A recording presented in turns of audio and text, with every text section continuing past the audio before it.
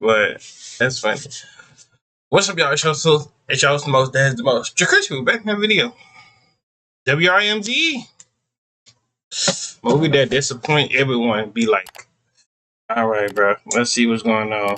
Cause I want to see what movies. Cause he had Percy Jackson in the thumbnail, and Percy Jackson didn't disappoint me. So before y'all see my thumbnail picture and y'all be like, oh, well, that was not the same as you said on your thumbnail picture. Nah, bro. I don't want to hear that. But if you're new to the channel, make sure you like, comment, subscribe. Follow our social media is going to pop on the screen. We is on the road to 500. And if you're new, subscribe. Let me ask you a question. What's the most disappointed you've ever been in your life? Maybe it's the time that you didn't have milk to eat with your cereal. Yep. It could have been the time when you were washing your hands and the water soaked all your sleeves up. But probably, like all of us do, it's the time where the one you truly loved did not love you back. But no, my friends, none of that equals to what I'm about to tell you. Without a sliver of a doubt, the most disappointed one can be is when you're so damn excited for a new movie to come out and it ends up being so booty butt cheeks that you contemplate chucking your drink at the screen, throwing your popcorn at the wall, and crying yourself to sleep for nights on end. Movies that disappointed everyone. Too many times have I experienced this deep wound, and I'm sure many of you have too. So together, we can pass through these hard times and eventually be able to move on. No dramatic transitions in this one. We are in a place of mourning. Nah, you're a demon. Late night, cause in your people's dialogue, Batman versus Superman. Wally does in fact. Superman could have had it all, but for some odd reason, Warner Bros. Hates everyone and everything and rushes every single movie that they've ever made in their entire existence, leaving us with this. Why did you say that there? We start off Batman v Superman looking at a funeral. Of course, it's a DC movie, so Martha and Thomas Wayne cannot be allowed to live. This leads us to little Brucey falling into this cave where this dude definitely should have gotten rabies because look at all these bats. No shot he doesn't get bit at least once. Funny enough, instead of rabies, this little motherfucker starts levitating. Leave it to Batman to do some bullshit like this. Anyways, this takes us to Metropolis, where adult Bruce is witnessing the events of Man of Steel. Explosions, lasers, Superman, you know, all that jazz. This is when this dude Jack, who seems to be a close friend of Bruce Wayne, bites the super dust as Zod and Superman absolutely fillet his shit. Forgive me for saying this, but who the fuck is Jack? I have never seen Jack before. How am I supposed to care about this guy? Bruce Wayne is lost in the fog, and it's looking real dark for the rest of his employees. Wally here is trapped under debris. Why do little kids always just stand there when shit's about to fall on them? And for the first time, Bruce Wayne lays his eyes upon Superman. This cuts us to 18 months later, and we're somewhere in the Indian Ocean. It seems like during this little dive, these two dudes found something juicy in the water, and Brochachino right here finds a huge chunk of kryptonite. We hard launch into Lois Lane in a Call of Duty cutscene as she's interviewing this guy. This photographer gets caught absolutely lacking, and that's night-night. Lois Lane is taken hostage. Glasses Boy right here starts lighting the base up, and they drive away on motorcycles. Of course, Clark shows up to save her and absolutely murders this guy. Let's take another look at this. Clark Kent just took this man's life. Why did he launch him through 3 walls? He's smiling. Nah, that's a football tackle at its finest, bro. Hey, like he didn't even get the form. He just went there straight in. Like, This takes us to a courtroom where Superman is being discussed, and based off what I just saw, take this man away. He needs to be stopped. Superman and Lois get down to the naughty business in the bathtub, and while all of this is happening, Batman is beating the brakes out of everyone in a 5-mile radius. This dude is scary as fuck. Look at him. This takes us to the Batcave where Bruce Wayne and Alfred are discussing Gotham as well as Superman himself. We now witness the worst of it all because who is this? This is not Lex Luthor. Fake-ass Luthor tells Homeland Security that he has the silver bullet for all Supermen alike. And now we're with Wallace, who is not the biggest fan of Big Blue, considering that he lost his legs. Once again, Lex Luthor is acting like every other character except for Lex Luthor, and this leads us to Batman aura farming over his parents' grave. Lois Lane interviews what will eventually be revealed as Martian Manhunter, as Bruce Wayne figures out that Lex Luthor is involved with something called the White Portuguese. Both Clark Kent and Bruce Wayne get invited to Lex's party, and don't forget about Wonder Woman because she's also at this party. Batman sneaks around trying to obtain intel, but he's almost caught. This forces him to mingle with Clark Kent, and they talk about their respective alter egos. This is when Lex Luthor is walking Keyword. That's supposed to be Batman right there. Ain't no way Batman supposed to be looking like this. Bro, whoever cast this Batman, bro, they need their ass. Around acting like Willy Wonka, which is fucking garbage. But this is interrupted as Clark Kent sees this girl trapped in a building on the news. So of course, the next course of action is to obviously ore farm for like 15 whole minutes. Batman catches up to Wonder Woman after she yoinked his intel from Lex's party, and as it starts decrypting itself, Batman starts dreaming of basically the Injustice universe. You know, Superman is evil, murking people left and right, and Batman is up in the cannon on every single individual that he sees. In the real world, Bruce is woken up by the Flash, who tells him to find the rest of them and that Lois Lane is the key. Batman figures out that Lex Luthor is not the white Portuguese, but the white Portuguese is a boat containing a shipment of kryptonite, and clearly he cannot allow that now, can he? Batman suits up, guns are blasting, Batman is taking every life he possibly can, and once more Superman pulls up and starts ore farming. Superman tells Batman to pack it up, and Batman tells bro to fuck off, and we're an hour in, and the war has finally started. Lex gets his hands on the kryptonite, Martha tells Clark to not listen to the naysayers, and Lois learns that LexCorp is the one supplying weapons and trying to frame Superman. Now we're in a courtroom where Big Wally is just a pawn in Lex Luthor's game. And by pawn, I do mean... What are you doing, Superman? Stop ore farming, one of the fastest beings in DC. He probably could have saved everyone in this courtroom. My bro Tato looks maxing. Batman was able to steal the kryptonite from Lex Luthor. Lex gets aboard Zod's ship, and now Batman is working out. After his workout, he figures out just who Wonder Woman is. Lex does some more weird shit with Zod's body, and the city of Metropolis hates Superman. Superman schizophrenic talks to his dad, Batman gets new digs, and Martha Kent is kidnapped. This leads us to Lois Lane getting pushed off a building by Lex Luthor, but of course... Wow, that's crazy. And it's the fact that Lex Luthor is not even bald. This is the one he got hair. He actually got hair. Unless he cut it off. Clark is there to save her. Lex uses Martha to convince Superman to fight Batman, which somehow works. Batman gets in touch with Diana, and now we're being introduced to the rest of the Justice League. This takes us all the way to Batman v Superman. First... I ain't gonna lie. That was clean, though. When Batman was looking up right there. Fight Batman, which somehow works. Batman gets in touch with Diana, and now we're being introduced to the rest of the Justice League. This takes us all... That was clean. That's clean. The way to Batman v Superman. First, Bruce gets belt to ass, then he evens the odds, then Clark gets belt to ass, and the whole thing gets interrupted by one word. Why did you say that name? Holy shit. Batman, who just figured out all of the Justice League members, Wonder Woman's secret too, stole the kryptonite from Lex, and is overall like a top 3 smartest humans in DC, doesn't know that Clark is Superman, and doesn't know Clark's mom's name is Martha. Let's just wrap this up quick. Wrap it up quick. Batman and Superman are now teamed up over their mothers having the same name. Batman is once again shooting and killing people. Martha is safe, and for some reason, Doomsday is here now. He gets powered up by the US Army on accident, and Wonder Woman shows up saving Batman's life, which I have to be honest, this was kind of sick. The big 3 of the Justice League team up to beat Doomsday, which they do at the cost of Superman's life. And the movie ends with bald Luthor, Batman and Wonder Woman doing their thing, and me in utter disappointment. Percy Jackson. Hey, chill out, bro. Percy Jackson. Don't play about Percy Jackson, bro. That's a good book, bro. That's a good movie too. Number 1 and number 2. Now I'm gonna hear you out though.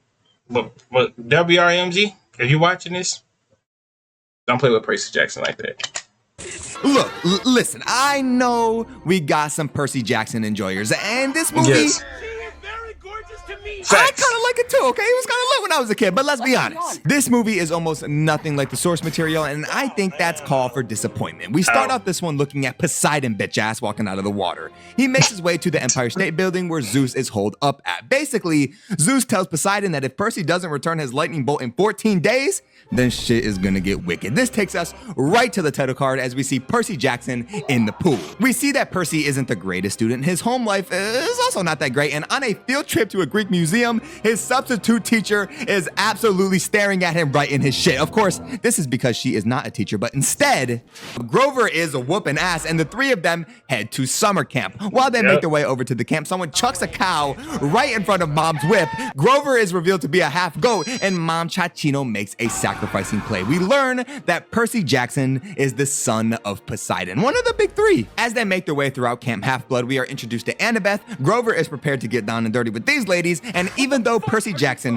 has no idea what the fuck is going on, everyone is expecting this dude to solve every problem known to man. This leads us to Capture the Flag, where of course, with absolutely no training against people who have been doing this their entire lives, Percy Jackson whoops everyone's ass, including Annabeth. Hades interrupts this little flirting session with a threat. Exchange the lightning bolt for his mother's life. Obviously, Percy is ready to rock and roll, so Grover and Annabeth tag along. They get help from Luke. And you telling me, plot twist whole time, Luke the one who stole the lightning bolt? Ain't no way.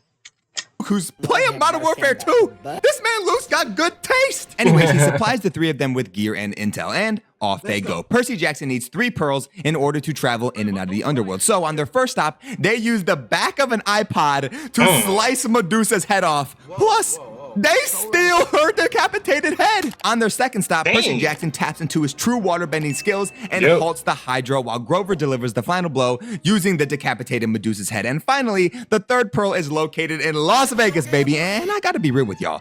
This whole sequence is lit as fuck. Poker Face plus the and that song came on that thing. I don't even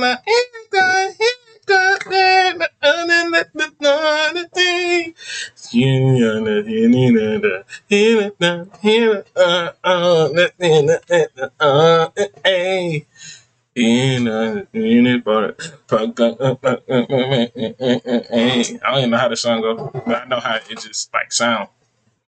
Boy, my boy Grover had about 10 girls on him. 10 girls on him.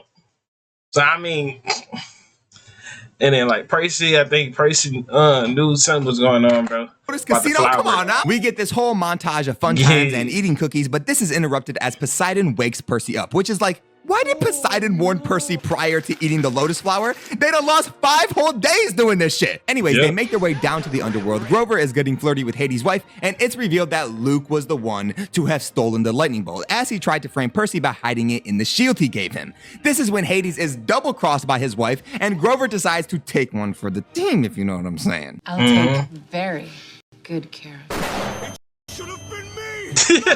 Percy confronts Luke on top. When I first saw that, I said, oh, yeah, I know Grover. Oh, yeah, I know my boy Grover. Hey, you know what I'm saying? My dog Grover had a fun time. Yeah, I mean, I do the same thing too. But, you know. The Empire State Building, Percy waterbends Luke all up and down New York City, and they finally make their way into Olympus just on time. The day is saved, the daddy issues is solved, and the movie ends with peace in the world. My friends. The Mummy. The Museum. This is a good movie too. I don't know how you can hate on this movie. This is a good movie too, bro. Like, really to kind of find out them dudes, the old 3 men, like the 3 men, he gonna explain it, but the 3 men knew these things were moving at night and stuff like that. Mind you, the first night, the dinosaur skeleton frame thing came alive and stuff like that, and everything was moving. He didn't even know that. You spoke and you reached your hand across. Ah, yes, The Mummy, aka the forgotten Mission Impossible movie. We start out this one in England, where these dudes are doing some ritual shit with this dead guy and this stone. This moves us to present-day England, where these construction workers stumble upon a tomb. Of course, the men in suits take over the site because where there's graves, there is cheddar cheese. We get this whole backstory flashback of this ancient princess named Amenet, who was the sole heir to the throne of Egypt until a son was born. This threw off her whole course of rule, so next best thing. Make a pact with ancient evil. She slimes out the whole family, yes, including little bro, and she was about to release this evil into the world, but her efforts were stopped by these dudes. For her punishment, she was mummified alive, buried deep within the earth far away from Egypt, and forced to stay there for eternity. This leads us to the title card, as now we see these guys shooting the absolute shit out of these statues. Nick Miller, aka Vale, and Maverick, aka Nick, are in an argument on whether or not they should attack this place in in search for treasure. This does not end up too well for them, of course, and they're forced to start blasting. A big chase sequence occurs alongside bullets flying, explosions landing, and the airstrike Nick Miller called in, opening up a sinkhole to something big. As the brass arrives, so does this woman, Jenny, where she slaps the man out of Tom Cruise.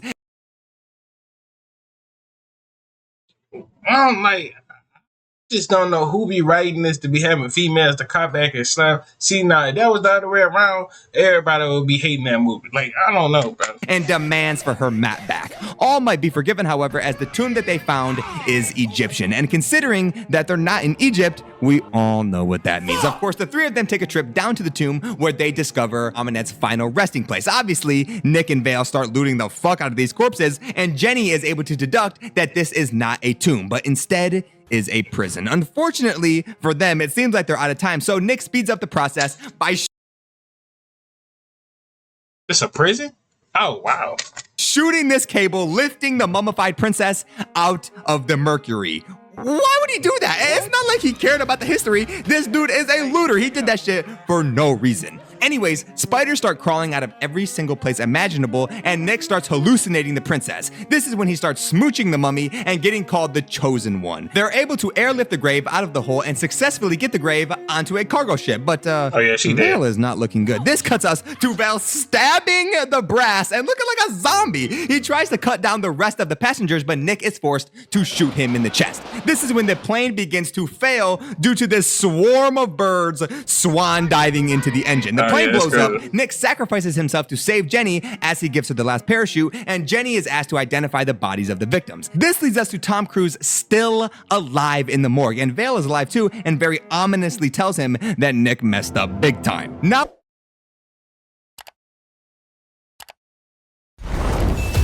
he is cursed too, and we learn that Jenny is in cahoots with Henry. Both Jenny and Nick teleport from the bar to the crash site where Nick and Aminette meet face to face for the first time. She tells Nick, "Yeah, you not sexy. You couldn't get off of me. No, I know you stink. Get back. Get back."